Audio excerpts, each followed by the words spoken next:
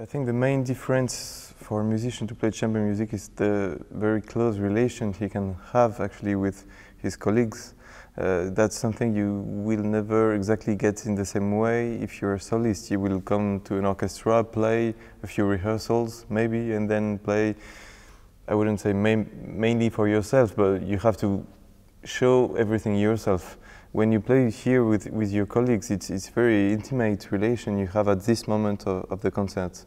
It's very particular moments we share on stage together, because we work every day almost together, and then we come here and we have to be the best, but not alone, with the other. And we know a lot about the others. We know how they react, we know how they think the music, how they feel, how they play. It's really a very deep relation. It's like being a couple, but 4 people.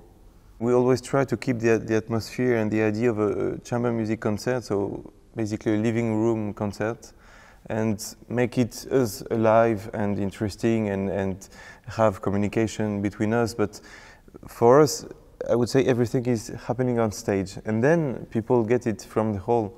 But we're not there to discuss with them, we're here to discuss between us, and then they will hear the conversation.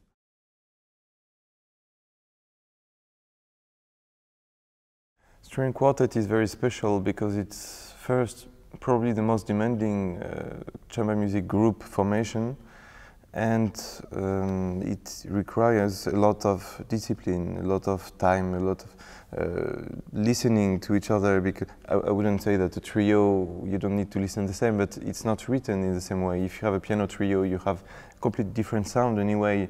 You don't have to try to be exactly the same as your colleagues. In quartet, you have to really check and memorize the way of playing of the others, and then try to reproduce it. Sometimes you can also be yourself, but then they will have to do the same.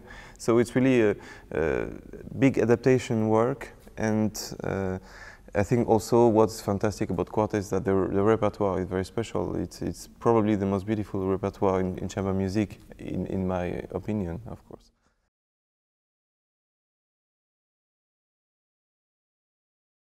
We don't really have a secret, I wish, because that might help sometimes in some concert halls.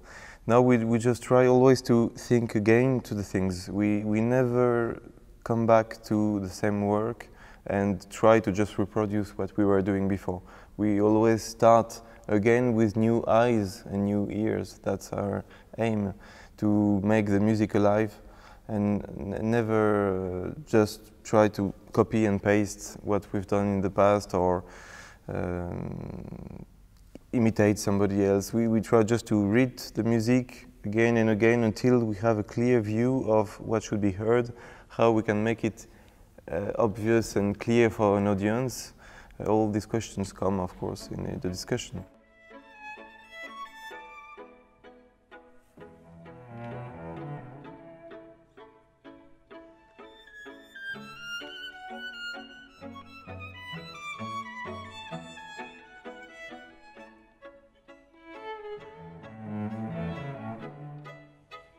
So this Opus 131, to start with, is probably our favorite quartet by Beethoven. I mean, we love a lot of them, if not all of them, but this one is really special to us because it's a very special quartet. It hasn't been written almost ever since to play a piece from the beginning to the end without break, especially at that time. The form of it is very special. The atmosphere of this quartet is also very different from the others. It's very deep and very intense from the beginning to the end. If there is one music where you have to absolutely be naked on stage and give everything and almost die for it, it's this one. I mean, it's 100% music, and this makes it also special, I think, for the audience and for the players.